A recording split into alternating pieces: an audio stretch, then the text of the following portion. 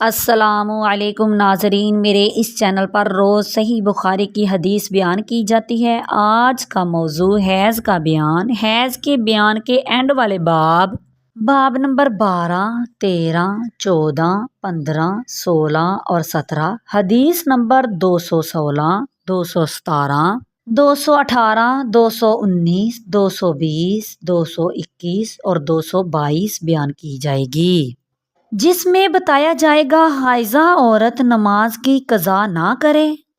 حائضہ عورت کے ہمراہ اس حال میں سونا کہ وہ حیض کے لباس میں ہو۔ حائضہ عورت کا عیدی کی نماز میں حاضر ہونا۔ غیر زمانہ حیض میں زردی اور مٹیالے رنگ کا سیال مادہ دیکھنا حیض میں شمار نہیں ہوتا۔ عورت طواف اضافہ کے بعد حائضہ ہو جائے تو کیا حکم ہے؟ نفاس والی عورت کے جنازہ پر نماز پڑھنا اور اس کا طریقہ۔ ان بابس کی پوری حدیثیں سننے کے لیے میرے چینل سے جڑے رہیے اور ویڈیو کو اینڈ تک لازمی دیکھیں۔ صلو علی الحبیب صلی اللہ تعالی علیہ وآلہ وسلم۔ بسم اللہ الرحمن الرحیم۔ باب نمبر 12، حدیث نمبر 216، حائضہ عورت نماز کی قضا نہ کرے۔ ام المؤمنین عائشہ صدیقہ رضی اللہ عنہا سے کسی عورت نے پوچھا، کیا ہم میں سے کوئی حیض سے پاک ہو کر اپنی نماز کی قضا پڑھے گی؟ تو عائشہ صدیقہ رضی اللہ عنہا نے کہا، کیا تو ضرور یہ ہے، یقیناً جب ہم نبی کریم صلی اللہ تعالی علیہ وآلہ وسلم کے ہمراہ رہتے اور حائضہ ہوتے تھے، مگر آپ صلی اللہ تعالیٰ علیہ وآلہ وسلم ہمیں نماز کی قضا پڑھنے کا حکم نہ دیتے تھے۔ یا ام المؤمنین نے کہا کہ ہم ایسا نہ کرتے، یعنی قضا نہ پڑھتے تھے۔ باب نمبر 13، حدیث نمبر 217، حائضہ عورت کے ہمراہ اس حال میں سونا کہ وہ حیض کے لباس میں ہو۔ ام المؤمنین ام سلمہ رضی اللہ عنہا نے حیض کی حدیث بیان کی اور کہا کہ مجھے اس حالت میں حیض آ گیا کہ میں نبی کریم صلی اللہ تعالی علیہ وآلہ وسلم کے ہمراہ چادر میں لپٹی ہوئی تھی۔ تفصیل کے لیے دیکھیے حدیث نمبر 207۔ یہاں اتنا زیادہ بیان کیا کہ نبی کریم صلی اللہ تعالی علیہ وآلہ وسلم مجھے بوسے دیتے تھے اور آپ صلی اللہ تعالی علیہ وآلہ وسلم روزہ دار ہوتے تھے۔ باب نمبر 14، حدیث نمبر 218، حائضہ عورت کا عیدی کی نماز میں حاضر ہونا۔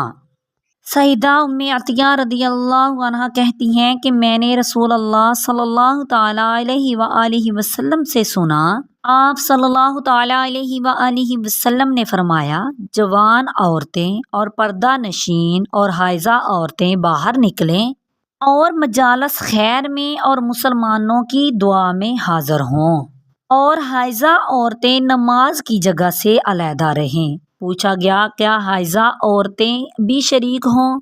سیدہ ام عطیہ بولی، کیا حائضہ عورتیں عرفہ میں اور فلاں فلاں کام میں حاضر نہیں ہوتی؟ باب نمبر 15، حدیث نمبر 219، غیر زمانہ حیض میں زردی اور مٹیالے رنگ کا سیال مادہ دیکھنا حیض میں شمار نہیں ہوتا۔ سیدہ ام عطیہ رضی اللہ عنہا کہتی ہیں کہ ہم مٹیالے پن کو اور زردی کو حیض میں شمار نہیں کرتے تھے۔ باب نمبر 16، حدیث نمبر 220، عورت طواف اضافہ کے بعد حائضہ ہو جائے تو کیا حکم ہے؟ ام المؤمنین عائشہ صدیقہ رضی اللہ عنہا سے روایت ہے کہ انہوں نے رسول اللہ صلی اللہ تعالی علیہ وآلہ وسلم سے کہا کہ یا رسول اللہ صلی اللہ تعالی علیہ وآلہ وسلم، صفیہ بنت حی حائضہ ہو گئی ہیں۔ تو رسول اللہ صلی اللہ تعالی علیہ وآلہ وسلم نے فرمایا، شاید وہ ہمیں روکے گی۔ تو کیا انہوں نے تم لوگوں کے ہمراہ طواف نہیں کیا؟ تو لوگوں نے کہا کہ ہاں کیا تھا۔ آپ صلی اللہ تعالی علیہ وآلہ وسلم نے فرمایا، پھر کچھ حرج نہیں، چلو۔ باب نمبر 17، حدیث نمبر 221، نفاس والی عورت کے جنازہ پر نماز پڑھنا اور اس کا طریقہ۔ سیدنا سمرہ بن جندب سے روایت ہے کہ ایک عورت زچگی سے مر گئی۔ نبی کریم صلی اللہ تعالیٰ علیہ وآلہ وسلم نے اس پر نماز پڑھی اور اس کے درمیان کی سید میں کھڑے ہوئے۔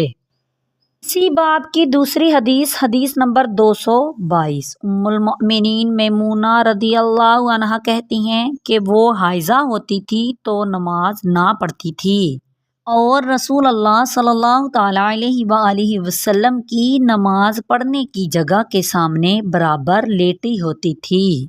آپ صلی اللہ تعالیٰ علیہ وآلہ وسلم اپنی چادر پر نماز پڑھتے، جب سجدہ کرتے تو آپ صلی اللہ تعالیٰ علیہ وآلہ وسلم کا کچھ کپڑا مجھ سے لگ جاتا تھا۔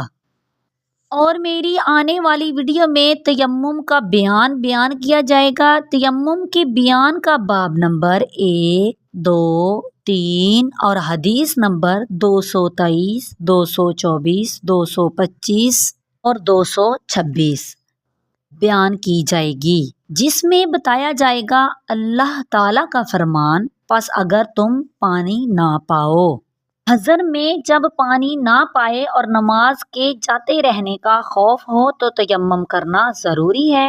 تیمم میں مٹی پر دونوں ہاتھ مار کر پھر گرد کم کرنے کے لیے ان کو پھونکنا۔ ان بابز کی پوری حدیثیں سننے کے لیے میرے چینل کو سبسکرائب کریں۔ ویڈیو اچھی لگی تو لائک کریں۔ شکریہ۔ آمین بجاہ النبی الامین۔ صلو علی الحبیب صلی اللہ تعالیٰ علیہ وآلہ وسلم۔